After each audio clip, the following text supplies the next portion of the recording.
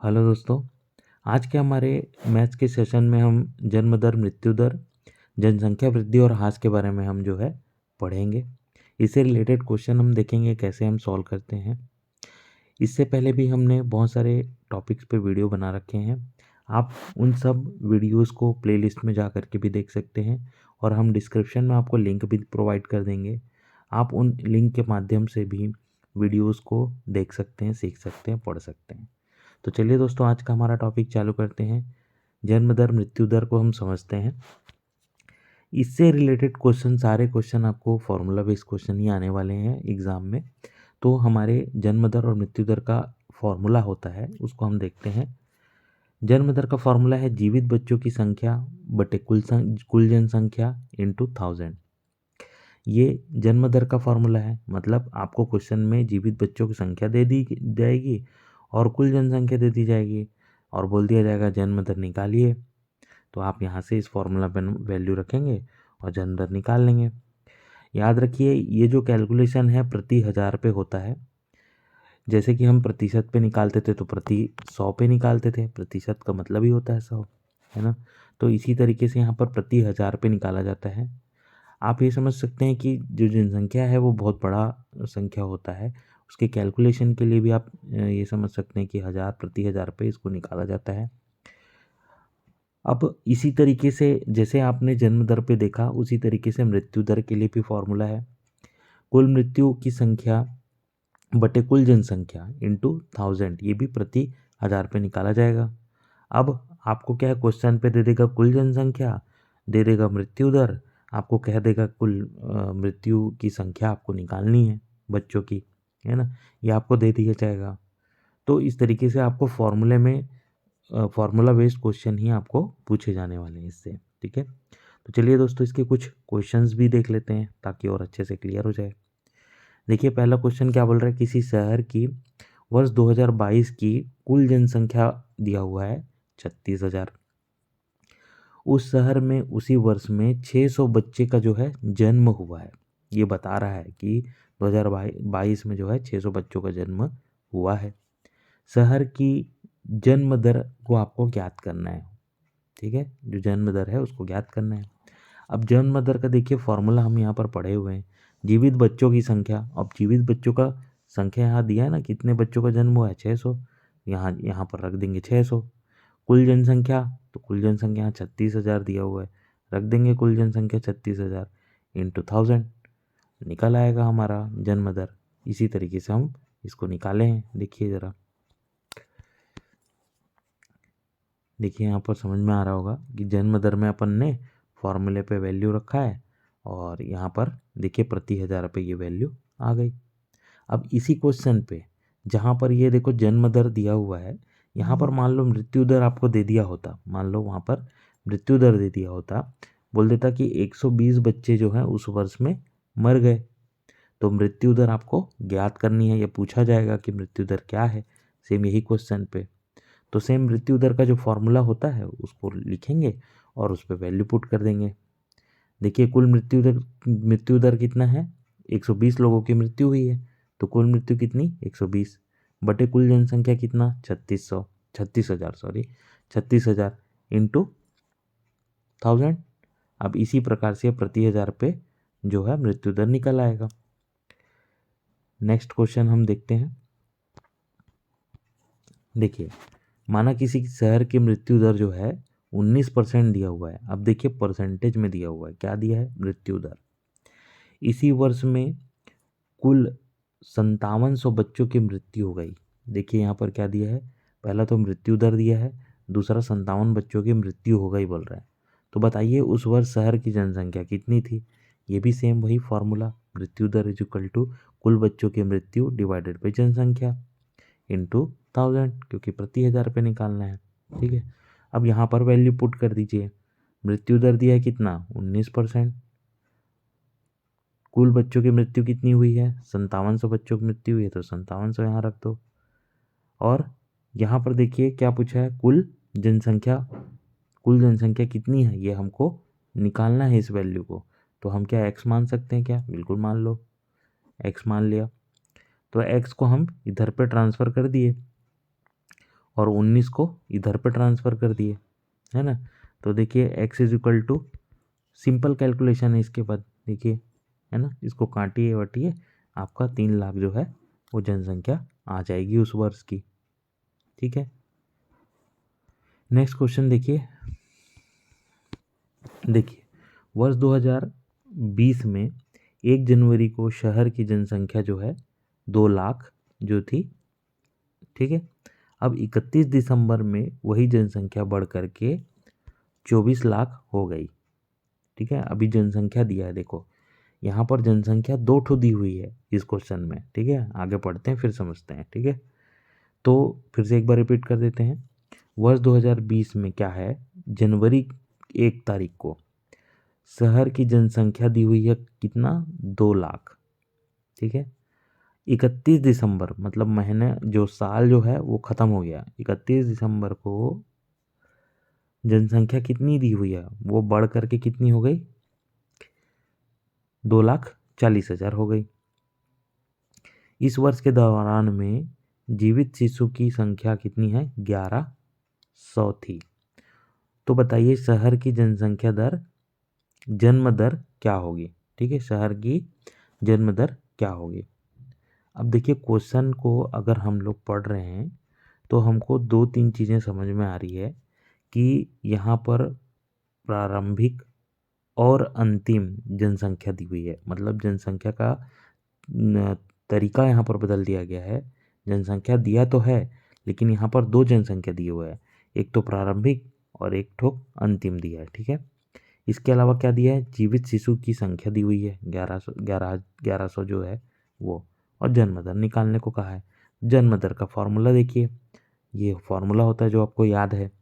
अब यहाँ पर कुल जनसंख्या है ना, यहाँ पर थोड़ा सा बदलाव है ना। तो यहाँ पर 2 जनसंख्या हमको दी है, प्रारंभिक और अंतिम, तो हम दोनों का क्या निकालेंगे, औसत निकाल लेंगे। ठीक है, औसत ले लेंगे उसका। तो औसत जनसंख्या कैसे निकालेंगे, औसत जनसंख्या इज इक्वल टू प्रारंभिक जनसंख्या प्लस अंतिम जनसंख्या, दोनों को डिवाइड कर देंगे 2 से, जैसे ही तो औसत निकालते हैं हम लोग, है ना। तो ये औसत निकाल लिए, जब औसत निकाले तो पता चला कि 2,20,000 जो है वो जनसंख्या औसत आ रही है। जनसंख्या औसत को क्या उठा के सीधा कुल जनसंख्या में रख देने का है, और जीवित शिशु की संख्या 1100 तो दी हुई है, वैल्यू रखिए, जन्म दर आ जाएगा आपको। जन्म दर कितना आ जाएगा, 5%, 5 प्रति हज़ार आ जाएगा। ठीक है, प्रति हज़ार पे 5 आ जाएगा आपका आंसर। ठीक है, नेक्स्ट क्वेश्चन देखिए। देखिए यहाँ दिया है वर्ष 2021 में आरंभिक जनसंख्या 10,000 थी, वह जन्म दर 60% थी। यहाँ पर आरंभिक जनसंख्या, एक जनसंख्या दी हुई है। ठीक है, आरंभिक जनसंख्या जहाँ बोला तो आपको समझ जाना है कि यहाँ पर औसत जनसंख्या आपको लेना पड़ेगा कुल जनसंख्या की जगह पे। ठीक है, उसके बाद आगे देखते हैं, जन्म दर दिया है, जन्म दर कितना, 60% दिया हुआ है। यदि इस वर्ष 1,000 बच्चों का जन्म होता है ना, बच्चों का जन्म दे दिया है, 1,000 बच्चों का जन्म होता है, तो बताइए इस वर्ष के अंत में जनसंख्या कितनी थी, ये बताना है। आरंभिक जनसंख्या दिया है, अंतिम जनसंख्या पूछा है, बच्चों का जन्म दिया हुआ है, रख दीजिए पूरा वैल्यू। हमको निकालना था, क्या निकालना है हमको, अंतिम जनसंख्या। अब देखिए तो हमको क्या करना पड़ेगा, सबसे पहला तो हमको फार्मूला लिखना पड़ेगा जन्म दर का फार्मूला। जन्म दर इज इक्वल टू क्या जानते हैं हम लोग, जीवित शिशु की संख्या बटे कुल जनसंख्या इंटू 1000, यही तो फार्मूला होता है। अब क्या करना है, जीवित शिशु की संख्या कितनी है, ये हमको 1,000 दिया हुआ है, लिख दो। जो जो जानते हो उसका जो क्वेश्चन पे आपको दिया गया है वो सारी चीज़ का वैल्यू जो है पुट करते जाना है। तो 1,000 हम पुट कर दिए। उसके बाद क्या जानते हैं, जन्म दर हमको दिया है क्या, हाँ दिया है, 60% दिया हुआ है, देखिए यहाँ पर लिख दीजिए 60% यहाँ पर। उसके बाद देखिए आरंभिक जनसंख्या भी दी हुई है ना। तो यहाँ पर कुल जनसंख्या हम लोग जानते हैं, कुल जनसंख्या, अब आरंभिक दिया मतलब औसत आपको निकालना है। तो फर्स्ट जनसंख्या जो दिया है प्लस सेकंड जो जनसंख्या है वो, है ना, आरंभिक और अंतिम दोनों जनसंख्या डिवाइडेड बाय 2, यही तो करते हैं। वही किए हैं। देखो आरंभिक जनसंख्या कितनी है, ये हमको 10,000 दिया हुआ है, प्लस अंतिम जनसंख्या हमको निकालनी है, हमको पता नहीं है तो हमने x मान लिया है, और बटे में 2 इंटू 1000, केवल वैल्यू पुट किए हैं यहाँ पर, है ना। अब देखिए यहाँ तक तो समझ में आ गया आपको, आगे देखते हैं, ठीक है।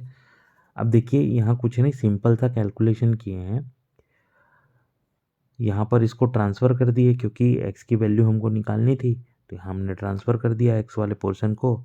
और जब इसको सिंपल कैलकुलेशन में सॉल्व करेंगे, जो आप सॉल्व करके देखिए, है ना, तो ये जब सिंपल कैलकुलेशन में सॉल्व करेंगे तो हमारा आंसर जो है पॉइंट में आ रहा है। आप देखिए ये वाला x की वैल्यू हमारी निकल आएगी, ठीक है। x की वैल्यू देखिए हमने बना के भी बता दिया, आप यहाँ पर अपने से बनाइए पहले, जहाँ पर भी प्रॉब्लम होगा फिर आप इसमें देखिए, ठीक है। नेक्स्ट क्वेश्चन की ओर बढ़ते हैं। अब थोड़ा क्वेश्चन जो है हम जनसंख्या वृद्धि एवं ह्रास पर भी देख लेते हैं, ठीक है। अब देखिए इसके लिए ना एक ट्रिक के माध्यम से उसको समझना पड़ेगा, जनसंख्या वृद्धि और ह्रास को। क्वेश्चन में आपको जनसंख्या दिया रहेगा, ठीक है। जो जनसंख्या दिया रहेगा उसमें हर वर्ष जनसंख्या में वृद्धि और ह्रास का प्रतिशत जो है ना वो भी आपको दिया रहेगा। अगर वृद्धि हुआ है तो वृद्धि के तरीके से बनाइएगा, ह्रास दिया रहेगा तो ह्रास के लिए बनाइएगा, ठीक है।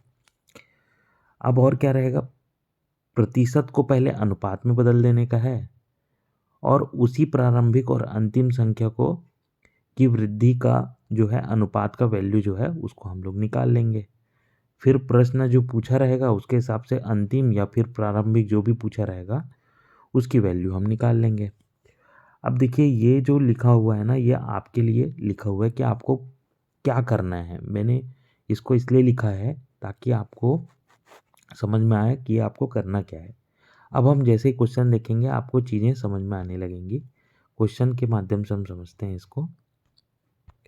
देखिए क्वेश्चन में क्या बोल रहा है, एक शहर की जनसंख्या प्रति वर्ष 25% जो है वो बढ़ रही है। कोई शहर है, उसकी जनसंख्या है, कोई भी जनसंख्या आप मान लो, x मान लो। अब उसकी जो जनसंख्या है ना वो 25% बढ़ रही है, हर साल पे बढ़ रही है 25%, ठीक है। समझ में आया। यदि 3 वर्ष के बाद जनसंख्या 10,000 है, अब क्या बोल रहा है, 3 वर्ष बीत गया है, 3 वर्ष बाद के बारे में बात कर रहा है ये, ठीक है। 3 वर्ष बीत गया है ना, 3 वर्ष बाद जनसंख्या कितनी है बोल रहा है, 10,000 है। तो पहले वर्ष के प्रारंभिक जनसंख्या कितनी थी ये पूछ रहा है। देखिए एक बार फिर से हम क्वेश्चन को थोड़ा समझते हैं। एक शहर है, उसकी जनसंख्या आपको दी हुई है, सपोज एक्स दी हुई है, एक्स मान लो, ठीक है। एक कोई शहर है, उसकी जनसंख्या हम एक्स मान लिए, ठीक है। अब क्या बोल रहा है, हर वर्ष हर साल पे 25% जो है जनसंख्या बढ़ रही है। अब बोल रहा है 3 साल बाद में वो जनसंख्या जो है वो 10,000 हो गई। तो हमको पहले जो था सबसे स्टार्टिंग में उसकी जनसंख्या क्या थी, मतलब कितनी थी, वो हमको बताना है। ये आपका क्वेश्चन है, क्वेश्चन समझ में आ गया। अब जैसे कि हम लोग पहले अभी जो ट्रिक आपको बताया था उसके हिसाब से सबसे पहले हमको देखना है कि इसमें संख्या बढ़ रही है, जनसंख्या जो है वो बढ़ रही है कि घट रही है। तो यहाँ तो साफ लिख दिया है बढ़ रही है, वृद्धि हो रही है, ठीक है। कितने की वृद्धि हो रही है, 25% की, लिख दिया 25% की। अब ये वृद्धि को कैसे समझेंगे, इसको अनुपात में बदलना है बोला था। तो ये 25% का मतलब क्या है, पहले इसको अनुपात में हम लोग बना लेते हैं, ठीक है। जब 25% को अनुपात में कैसे बनाते हैं, अगर आपको नहीं आता तो मैं एक बार बता देता हूँ। 25% को अनुपात में बदलना है तो ये क्या दिया है, परसेंट। जब ये परसेंट को हम लोग हटाएंगे तो नीचे में क्या कर देते हैं, 100 लिख देते हैं, ये लिखते हैं। और जब इसको काटेंगे तो 25 एकम 25, 25 चौक 100, मतलब कि 1/4 आएगा। अनुपात में अगर हम देखेंगे तो 25% मतलब कि 1/4। अब 1/4 से आप क्या समझते हो, इसको थोड़ा सा और अच्छे से डीप थोड़ा समझिए। इस 1/4 से हम ये समझते हैं कि चौथा जो भाग है, 4 भाग है, मतलब 4 टुकड़े हैं, समझ जाइए। तो 4 टुकड़े का एक भाग, ऐसा बोल रहा है ये। 1/4 मतलब 4 टुकड़े का 1 भाग, ऐसा बोल रहा है। 1 टुकड़ा, 4 टुकड़े का 1 टुकड़ा क्या बोलेंगे? 1/4 बोलेंगे। ये कहना चाह रहा है, ठीक है। ये चीज़ समझ में आया? आगे चीज़ें लिंक होगी इसलिए मैं ये चीज़ को बताऊँ, ठीक है। अब देखिए, अब यहाँ हमको समझ में आ गया 25% की वृद्धि हो गई। 25% का मतलब 1/4 होता है। और इसको भी हमने समझ लिया कि 4 टुकड़ों में से 1 टुकड़े की बात वो कर रहा है। तो 1 टुकड़ा प्रति वर्ष बढ़ रहा है, ये वो बोल रहा है, ठीक है ना। 1 वर्ष में 4 भाग में 1 भाग जो है वृद्धि हो रहा है, ये कह रहा है। तो हमको समझना है कि प्रारंभिक और अंतिम, ये 2 पार्ट में हम लोग इसको बनाएंगे। तो प्रारंभिक में कितना है? 4 है, प्रारंभिक में 4 है। और कितने की वृद्धि हो रही है? 1 की वृद्धि हो रही है। तो प्रारंभिक में लिख लो पहले 4, ठीक है, 4 लिख लिया। अब 1 की वृद्धि हो रही है तो यहाँ लिख लिया 5। अब देखिए ऐसा कितने साल तक के हो रहा है? 3 साल तक के। तो 3 बार इसको रिपीट कर देने का है। 4 और इसमें 5, 4 और 5, ठीक है। 3 बार रिपीट कर लिया। अब 3 बार रिपीट करने के बाद में ये जो प्रारंभिक वाला आप जो रिपीट किए हो इसको गुणा करना है, और ये जो अंतिम वाला है इसको भी गुणा करना है। तो गुणा करेंगे तो देखिए इसको गुणा करने से क्या आया? 64 आ गया, और इसको गुणा करने से आ गया 125 आ गया, ठीक है। तो प्रारंभिक में 64 भाग था, और अंतिम तक के आते आते जो इसका रेशियो है वो 125 तक के पहुंच गया, 125 भाग में पहुंच गया, ठीक है। अब यहाँ तक तो समझ में आ गया, आगे सॉल्व करते हैं। अब देखिए, अब प्रश्न को हम जब देखेंगे तो हमको ये समझ में आता है कि 3 वर्ष बाद जनसंख्या कितनी दी हुई है। 3 वर्ष बाद मतलब अंतिम में बोल रहा है 10,000 है जनसंख्या, ये क्वेश्चन में दिया हुआ है। और अंतिम का हमने क्या निकाला है? अभी कितना भाग निकाला है? 125 भाग निकाला है। अंतिम का जो रेशियो है, उसका जो समानुपात है, अनुपात है, तो उसका अनुपात जो है 125 भाग है अंतिम का। और अंतिम का हमको जनसंख्या भी दी हुआ है 10,000, ठीक है। यहाँ लिख लेंगे 125 भाग का मतलब है 10,000, लिख लिया। तो 1 भाग का मतलब क्या है? तो 125 को हम लोग क्या ट्रांसफ़र कर देंगे इधर। ट्रांसफ़र करके जब सॉल्व करेंगे तो 1 भाग का मतलब क्या आया? 80 आया। जब 1 भाग का मतलब 80 है तो प्रारंभिक भाग हमको पूछा है, प्रारंभिक भाग में जनसंख्या कितनी है? तो हम तो ये देखें ना, प्रारंभिक भाग में 64, यहाँ पर देखिए ये प्रारंभिक भाग में 64 निकला हुआ है। ये देखिए यहाँ पर, ये देखिए प्रारंभिक भाग में 64 निकला है ना, 64 भाग। तो यही तो हमको पूछा है, प्रारंभिक भाग में जनसंख्या। तो देखिए ये जो 64 भाग है, ये प्रारंभिक भाग में 64 है। तो 1 भाग की वैल्यू हमको पता है, तो 64 भाग का निकाल सकते हैं क्या वैल्यू? बिल्कुल निकाल सकते हैं। 64 गुणित 1 भाग को गुणा कर देंगे तो ये 64 भाग की वैल्यू हमारे पास निकल आएगी। तो टोटल जनसंख्या कितनी होगी प्रारंभिक में? प्रारंभिक में जिनकी जनसंख्या होगी 5120, ठीक है। इसी तरीके से हमको बनाना है। एक क्वेश्चन और देखते हैं ताकि आपको और अच्छे से ये चीज़ें क्लियर हो जाए, ठीक है। देखिए, एक गांव की 2 वर्ष पहले जनसंख्या दी है 62,500। प्रति वर्ष 4% की घटत होती है इसमें, मतलब कमी होती है, 4% की कमी होती है। तो वर्तमान स्थिति में गांव की जनसंख्या को निकालनी है। आपको गांव की जनसंख्या निकालनी है वर्तमान स्थिति में। 2 वर्ष पहले की जनसंख्या दी हुई है, और हर वर्ष जो है जनसंख्या में कमी हो रही है, ह्रास हो रही है, ठीक है। अब क्वेश्चन तो समझ में आ गया, ठीक है। बनाना कैसे है? तो सबसे पहले हमको देखना है घटती हो रही है कि बढ़ती हो रही है, मतलब कमी हो रही है कि बढ़ रहा है। तो हमको दिख रहा है घटना है, तो यानी कि कमी हो रही है। कितने की कमी हो रही है? 4%। अब ये 4% को जब मैं भाग में बदलूंगा, मतलब अनुपात में बदलूंगा, तो क्या लिखूंगा? 4% मतलब 100। जब इसको मैं काटूंगा तो 1/25 आ जाएगा, आ जाएगा। यही हमने यहाँ पर लिखा है, ठीक है, 1/25। अब हम क्या करते हैं? अगला स्टेप प्रारंभिक और अंतिम देखते हैं। प्रारंभिक में कितना है? मतलब 25 भाग का एक भाग जो है वो कमी हो रहा है, एक भाग कम हो रहा है, ये बोल रहे हैं 1 वर्ष में। ठीक है, तो प्रारंभिक भाग कितना 25, अंतिम भाग कितना 1 कम कर देंगे 24 हो जाएगा। वहाँ पर पहले वाले क्वेश्चन में वृद्धि हो रहा था तो 1 बढ़ा रहे थे, यहाँ पर कमी हो रहा है तो 1 कम कर देंगे। कितने साल तक ऐसा हो रहा है, 2 साल तक ऐसा हो रहा है, तो यहाँ पर रिपीट कर देंगे एक बार और, है ना। तो 25 और 24 फिर से रिपीट कर दिए, फिर क्या करते हैं, इनका गुणा कर देते हैं, दोनों का गुणा कर देते हैं। तो 25 गुणित 25 करेंगे तो 625 आएगा, 24 गुणित 24 करेंगे तो 576 आएगा, दोनों आ गया।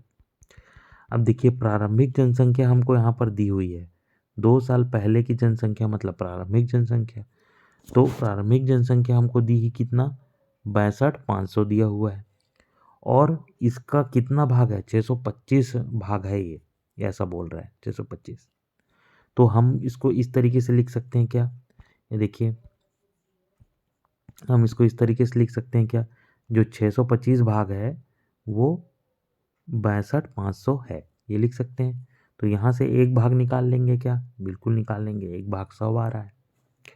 जब एक भाग यहाँ से निकाल लिए तो हमको तो अंतिम जनसंख्या पूछा है, अंतिम जनसंख्या निकालने के लिए हमको अंतिम भाग पता है कितना 576। देखिए यहाँ पर निकाले हमने अंतिम भाग 576, है ना। अब देखिए यहाँ 576 जो है ये आ गया अंतिम। तो क्या हम एक भाग का जो वैल्यू है ये पता हो अगर हमको है, तो क्या हम 576 का वैल्यू निकाल सकते हैं क्या, बिल्कुल निकाल सकते हैं। 576 में 100 का गुणा कर देंगे क्योंकि एक भाग का वैल्यू 100 है। ठीक है, जब गुणा करेंगे तो 576 00 जो है वर्तमान जनसंख्या आएगी इसकी। ठीक है, 57,600 इसका आंसर आएगा। ठीक है, तो ये था हमारा आज का टॉपिक। आशा करता हूँ आपको आज का ये टॉपिक बहुत अच्छे से क्लियर समझ में आया होगा। बहुत इजी टॉपिक है, जैसे कि आपने देखा पूरा फार्मूला बेस्ड है। ऐसे क्वेश्चन आपको एग्ज़ाम में पूछे भी जाएंगे, तो इसमें प्रैक्टिस करिए, बिल्कुल आपको ये क्वेश्चन बन जाएंगे। कोई डाउट हो तो आप पूछ भी सकते हैं। ठीक है, तो चलिए फिर दोस्तों मिलते हैं अगले नेक्स्ट वीडियो में, जब भी नेक्स्ट टॉपिक या शायद कल हो या परसों नेक्स्ट टॉपिक जब भी आएगा तो मिलते हैं। तब तक के लिए धन्यवाद।